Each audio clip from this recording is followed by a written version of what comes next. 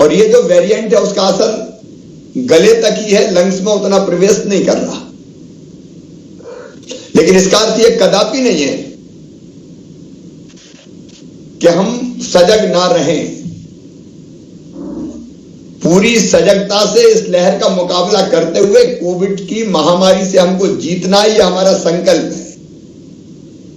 आज आपके साथ साथ ब्लॉक की और पंचायतों की भी क्राइसिस मैनेजमेंट कमेटी जुड़ी है। मैं आप सबको मकर संक्रांति की शुभकामनाएं देते हुए 5-6 चीजों पर ध्यान देने की अपील करता हूं। पहली चीज, टेस्ट। अभी हम 80,000 के आसपास टेस्ट कर रहे हैं। चूंकि जब लक्षण नहीं होते तो स्प्रेडर के रूप में अगर टेस्ट नहीं करवाते तो व्यक्ति घूमता है तो बाकी को भी संक्रमित कर देता है। इसलिए जिलों को जो टेस्ट के लक्ष्य दिए हैं वो लक्ष्य पूरे होने चाहिए। टेस्ट पूरे जिले से होना चाहिए, नहीं कोई शहर से कर लिया, गांव में आ गए, पता ही नहीं चला, ये नहीं होना चाहिए। और इसमें मैं आदरणीय जनप्रतिनिधि गणों से, प्रभारी मंत्रियों से सबसे आग्रह करूंगा कि वो रोज अपने क्षेत्र में टेस्टिंग पर भी ध्यान दें। मेरी गांव की पंचायत स्तरीय क्राइसिस मैनेजमेंट कमेटी से अपील है कि वो जरा भी अगर सर्दी जुकाम है तो अपने गांव में जिनको है उनका टेस्ट जरूर करने की प्रेरणा दें, टेस्ट करवाएं। सैंपल देने में कोई मना ना करे तो सैंपल जरूर दें ताकि टेस्ट हो सके। दूसरी मेरी सारी पंचायत स्तरीय क्राइसिस मैनेजमेंट कमेटी से अपील है कि टीकाकरण से कोई ना छूटे। 15 से 17 वर्ष के नौजवान, स्कूल वालों का अधिकतम टीकाकरण हो गया, कुछ लोग स्कूल नहीं जाते, 50% उपस्थिति अभी रहती है, तो उनका भी टीकाकरण आप सुनिश्चित कर सकते हैं। अकेले कलेक्टर के बस का नहीं है। गांव में आप ढूंढ लो कौन कौन बचे। मेरी सबसे अपील है कि गांव को केंद्रित करके करें। गांव की एक टीम निकले, 2-2 स्वास्थ्य कार्यकर्ता भारतीय जनता पार्टी के हैं, क्राइसिस मैनेजमेंट कमेटी के सदस्य हैं, हमारे पंचायत सचिव हैं, आंगनवाड़ी कार्यकर्ता हैं, पूर्व सरपंच हैं, सारे अमले को लगा के घर घर भेजते हैं। हम घर घर दस्तक ढूंढ के 100% टीकाकरण करवा दें, क्योंकि कोविड से बचने का मूल मंत्र यही है। और सारे जिले फीवर क्लिनिक जहां टेस्ट होना उनकी संख्या बढ़ा दें। पर्याप्त मात्रा में फीवर क्लिनिक होना चाहिए।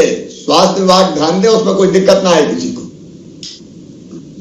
ताकि हम समय पर टेस्ट और टेस्ट का की जो रिपोर्ट है वो आ जाए 24 आवर्स में, ताकि स्प्रेडर के रूप में ना घूमे। और पंचायत स्तरीय जो हमारी क्राइसिस मैनेजमेंट कमेटी है, अगर जरा भी लगता है तो उनको होम आइसोलेशन भी शहर में और गांव में उनको देखना पड़ेगा ज्यादा।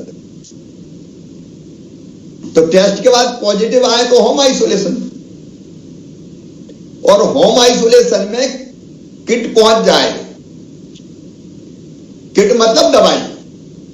आपने देखा होगा सेकेंड लहर में अपन दवाई पहुंचा पाने में सफल हुए थे, तो उसके बाद गंभीर नहीं हो रहे थे लोग, कंट्रोल होना शुरू हो गया था। इसलिए टेस्ट की रिपोर्ट अगर पॉजिटिव आती है तो उनके पास तत्काल मेडिकल किट पहुंचे, ताकि दवाइयों का सेवन वो शुरू कर दें और इन्फेक्शन बढ़ ना पाए। किट में वो पैम्फलेट भी क्या करें क्या ना करें। तो गांव में पंचायत और शहर में बाढ़, क्योंकि विकेंद्रित व्यवस्था करनी पड़ेगी। कोई कलेक्टर बैठ के या प्रभारी मंत्री बैठ के नहीं कर पाएंगे। तो ये काम पंचायत और वार्ड की क्राइसिस मैनेजमेंट कमेटी का है कि वो किट पहुंच रहा है कि नहीं, उसकी व्यवस्था भी देख ले। क्योंकि देखिए, आपके सहयोग से ही हम जीत पाएंगे। तो कृपया करके आप तत्काल किट पहुंचा दें। अगर जरा भी ऐसा लगता है कि कहीं घर के बजाय थोड़े लक्षण ज्यादा है, तो कोविड केयर सेंटर एक कम से कम चालू हो गया है हर जिले में। इस कोविड केयर सेंटर में या अस्पताल में भर्ती करें। मैं फिर प्रभारी मंत्री जी कलेक्टर से कह रहा हूं कि भर्ती के लिए गाड़ी तैयार रहे, कहीं जरूरत पड़े तो एम्बुलेंस, ताकि हम समय पे अस्पताल पहुंचा सकें। संख्या बढ़ेगी तो भर्ती होने वालों की संख्या भी बढ़ेगी। आप ये मान लो भले 3% भी अगर रहता है, 4% भी, तो हर दिन अगर ये संख्या बढ़ रही है 5004, आज 4700 बढ़ गए, तो उसके ही 3-4% देख लो ना, उतने तो भर्ती होंगे। तो वो भर्ती कराने की व्यवस्था हमको चाहिए। जो हमारी ब्लॉक स्तरीय कोविड क्राइसिस कमेटीज है, उनको भी ब्लॉक चिकित्सा अधिकारियों के साथ समन्वय करके ब्लॉक में टेस्टिंग बढ़वाना है। विधायक साथ ही इसको विशेष रूप से देखें उनके क्षेत्र में। आपका तो एक कंट्रोल रूम आप बना लेना, 24/7 कोई ना कोई बात करता रहे। यह सेवा का समय है जनता की।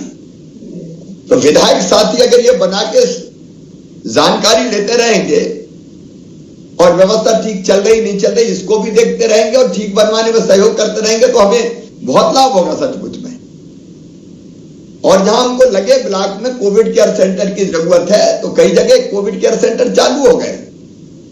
वहां विधायक मित्र सजेस्ट करें कि एक कोविड केयर सेंटर चाहिए, जिले के साथ कोऑर्डिनेट करके, यहां से कोऑर्डिनेट करके हमें कोविड केयर सेंटर तैयार रखें। उसका फायदा यह होगा कि अनावश्यक रूप से जिन पेशेंट्स को अस्पताल नहीं जाना, तो अस्पताल में बाकी बीमारियों का इलाज चलता रहेगा। जरूरत पड़ेगी तो अस्पताल भेजनी ही, अपने अस्पताल तैयार है। तो ये हमारी ब्लॉक स्तरीय कोविड क्राइसिस मैनेजमेंट कमेटी करें।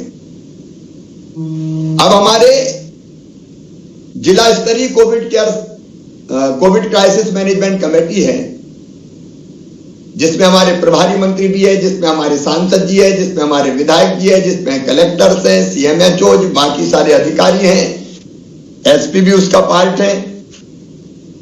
अब उनका काम बहुत महत्वपूर्ण है।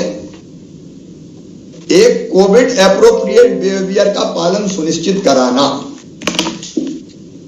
आज कुछ चीजें और आपके जो सुझाव है उसके आधार पर अभी मैं तय करूंगा, अंत में बताऊंगा। लेकिन जनता के सहयोग से अब यह जरूरी हो गया है कि सब मास्क लगा के रखें। पंचायत की क्राइसिस मैनेजमेंट कमेटी ध्यान रखे, ब्लॉक की रखे, विशेष करके जिले की क्राइसिस मैनेजमेंट कमेटी अपील करे, प्रेरणा दे, वीडियो अपलोड करे। विधायक ये चिंता करें कि मेरे विधानसभा क्षेत्र में मैक्सिमम लगभग सभी लोग घर से निकले तो मास्क लगा के रखें। अब भीड़ भाड़ इकट्ठी करने के दिन अभी नहीं है, और इसलिए अब भीड़ इकट्ठी ना हो ये भी जिले की क्राइसिस मैनेजमेंट कमेटी तय करेगी। टेस्ट होते रहें, रोज लक्ष्य पूरा हो रहा है कि नहीं हो रहा है, ये क्राइसिस मैनेजमेंट कमेटी जिले की देखे। और कमिश्नर्स को मैं निर्देश दे रहा हूं, 24 घंटे में टेस्टिंग की रिपोर्ट आनी चाहिए। मेडिकल कॉलेज की जो हमारी लैब है उसकी निगरानी करें। जिला स्तरीय कोविड क्राइसिस मैनेजमेंट कमेटीज को जिले का कोविड केयर सेंटर ठीक चले वो व्यवस्था देखना है। देख रहे हैं आप में से कई मित्र अस्पताल की, जिला अस्पताल की, और जहां मेडिकल कॉलेज है वहां मेडिकल कॉलेज के अस्पताल की सारी व्यवस्था चाक चौबंद रहे। हमारे पास पर्याप्त बिस्तर है, ICU बेड है, ऑक्सीजन बेड है, सामान्य बिस्तर है। तो कोविड केयर सेंटर चेक कर लीजिए, ICU bed, oxygen bed check कर लीजिए, सामान्य बिस्तर देख लीजिए, कोई दिक्कत ना हो आप ऑक्सीजन प्लांट फिर चला के देख लीजिए। PSA प्लांट अपने बहुत लग गए हैं, LMO के टैंकर्स भी हमारे आ गए, वेंटिलेटर, कंसंट्रेटर, ये जितने उपकरण हैं अपने सब तैयार रहे। एक बार भैया सब देख लें। मैं डराने के लिए नहीं कर रहा, अपनी व्यवस्था ठीक रहनी चाहिए। 5% भी आए, 4% भी आए तो उतने लोग तो भर्ती होंगे, तो भर्ती वालों को पूरी व्यवस्था बढ़िया मिल जाए ताकि कोई भी हड़बड़ी ना हो। एम्बुलेंस की व्यवस्था, ताकि किसी पेशेंट को अगर शिफ्ट करना हो तो गाड़ी की दिक्कत ना हो। मैं आपको आश्वस्त करता हूं, संसाधनों की कमी नहीं रहने देंगे। कि हमारी सर्वोच्च प्राथमिकता अपनी जनता की जिंदगी बचाना और संकट के समय उसके साथ खड़ा रहना, ये अपनी प्रायोरिटी है। कुछ दिन केस बढ़ेंगे, तेजी से घबराने की जरूरत नहीं, मुकाबला करना है बस, और उसमें से निकाल के ले जाना है। तो मुझे लगता है ये अगर हमने सबने मिलकर जैसे पहले किया था, अब कर लिया, तो कोई चिंता की बात नहीं, हम लोग निपट लेंगे। कुछ चीजें और है, रेलवे स्टेशन जहां है वहां railway station, bus stand, airport, testing की व्यवस्था भैया सुनिश्चित कर लो, नहीं बाहर वाले आके फैला देते हैं। वहीं पता चल जाए तो उसके हिसाब से उनकी व्यवस्था हो जाए। फीवर क्लिनिक भी जिला क्राइसिस मैनेजमेंट कमेटी देख ले जरा, जहां टेस्ट होना है, रिपोर्ट होना है, वहां ये भी वो देख लें कि फीवर क्लिनिक पे जांच, औषधियां, दवाइयां, अस्पताल में भी दवाइयों के भंडार चेक कर लो आप।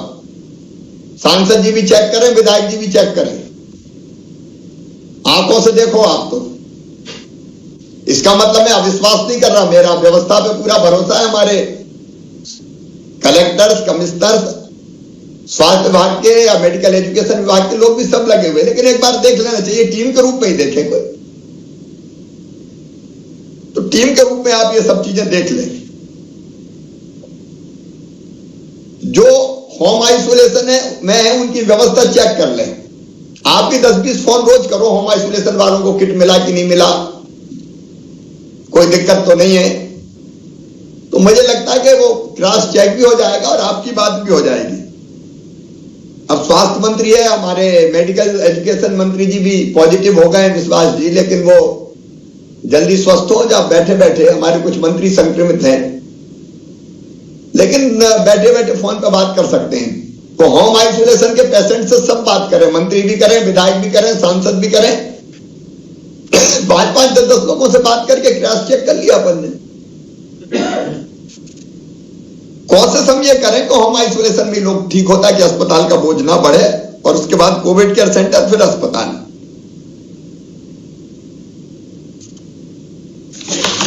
मित्रों, जिले के कोविड कमांड और कंट्रोल सेंटर्स को देख लीजिए, वहीं से सब चीजें कमांड होनी है।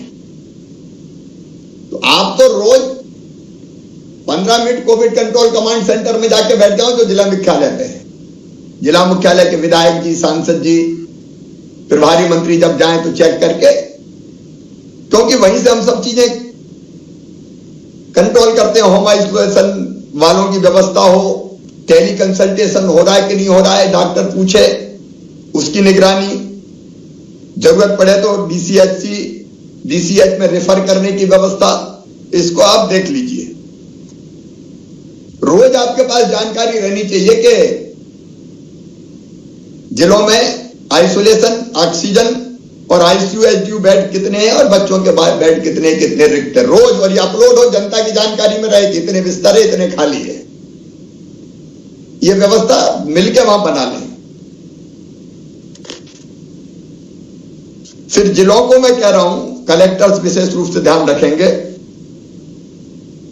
भारत शासन के पोर्टल पर S3, जो पोर्टल S3 है, उस पर सभी जानकारी चाहिए समय सीमा में, और हर रोज अपडेट करें उसको।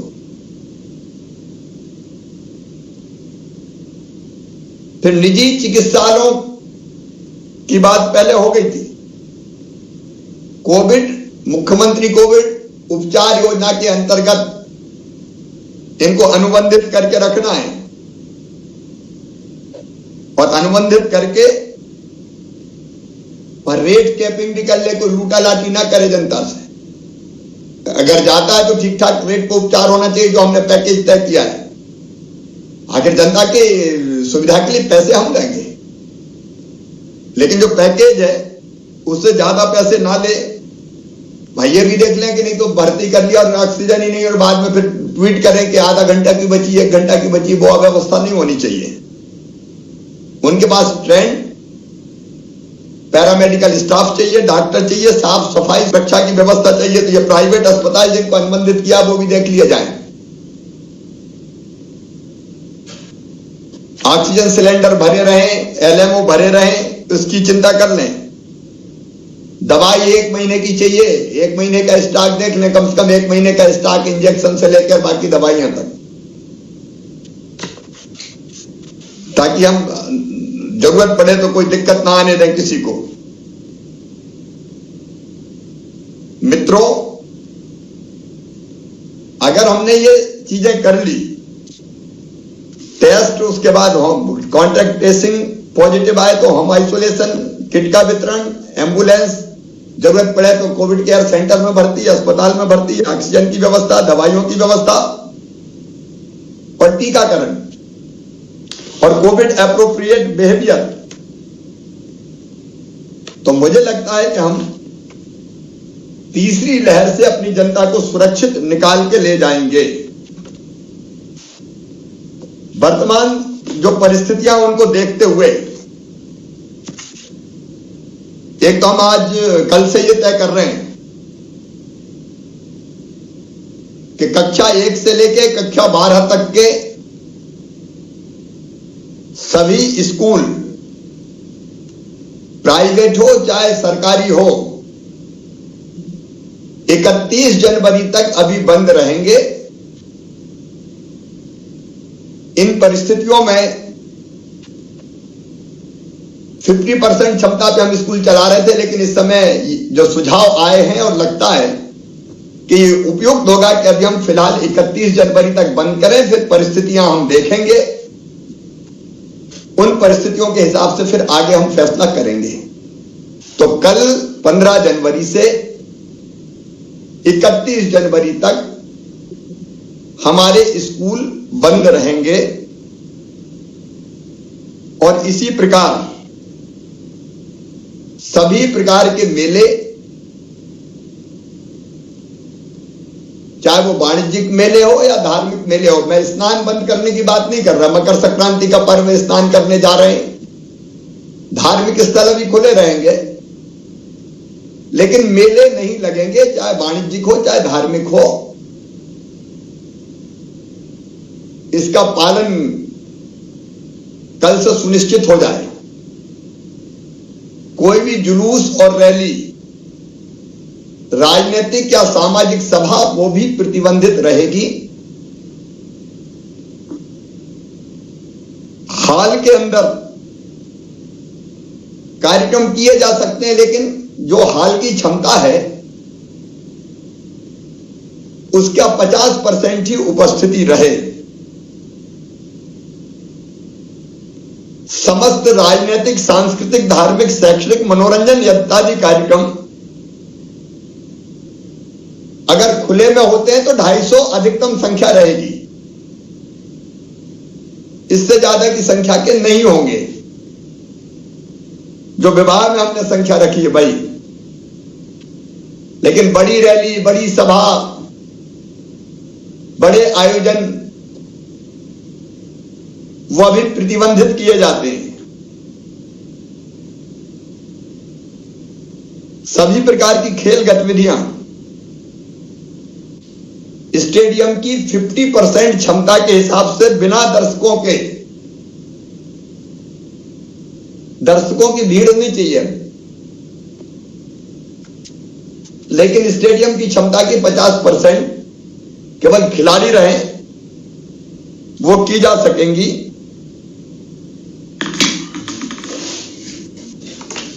प्री बोर्ड की परीक्षाएं 20 जनवरी से लिया जाना निश्चित किया गया था, तो इन परीक्षाओं को भी टेक होम एग्जाम के रूप में किया जाएगा और इसलिए उस हिसाब से स्कूलों में व्यवस्था बना ली जाए। अभी फिलहाल मुझे लगता है कि जो आपके चर्चा में से भी सुझाव आए और परिस्थितियों को देखते हुए भी हमको जो लगा कि कुछ फैसले जरूरी है वो फैसले किए हैं। हमारी कोशिश है कि आर्थिक गतिविधियां बंद ना हो। नाइट कर्फ्यू हमारा लागू रहेगा। पहले जो प्रतिबंध हमने लगाए, नाइट कर्फ्यू के साथ शादी विवाह होते हैं तो 250 की संख्या तय है, अंतिम संस्कार होते हैं तो 100 की संख्या तय है, 50 की संख्या तय है, 50 की, तो वो पहले ही हम प्रतिबंधित कर चुके हैं। लेकिन हमारी कोशिश है कि आर्थिक गतिविधियां ना रुके, लोगों का काम धंधा बिजनेस व्यापार चलता रहे, नहीं तो गरीब को बहुत भुगतना पड़ता है। लेकिन वो चले कोविड एप्रोप्रिएट बिहेवियर के साथ, मतलब मास्क लगाए रखें, दूरी बनाए रखें, भीड़ भाड़ इकट्ठा ना हो, उसके साथ आर्थिक गतिविधियां चलती रहे ताकि गरीब की रोजी रोटी भी। रोज कोविड की समीक्षा कर रहा हूं, स्वास्थ्य मंत्री जी भी, चिकित्सा शिक्षा मंत्री जी भी लगातार करते हैं। जरूरत पड़ेगी तो हम फिर जुड़ेंगे। लेकिन मैं आप सभी क्राइसिस मैनेजमेंट कमेटी के माननीय सदस्यों से प्रार्थना करता हूं, आपके सक्रिय सहयोग की आवश्यकता है। आपने पहले भी जी जान से सहयोग किया, उसी के कारण हम कोविड की दूसरी लहर के भयानकता के बाद भी निपट पाए। और आप सबके सहयोग से पंचायत स्तरीय क्राइसिस मैनेजमेंट कमेटी, ब्लॉक स्तरीय क्राइसिस मैनेजमेंट कमेटी और जिला स्तरीय क्राइसिस मैनेजमेंट कमेटी के सहयोग से हम फिर कोविड को हराएंगे। कोविड हारेगा, मानवता जीतेगी। लेकिन सजग और सतर्क रह के अपना कर्तव्य निभाते हुए हम कोविड को परास्त करें। एक बार फिर मकर संक्रांति की आप सबको बहुत बहुत शुभकामनाएं।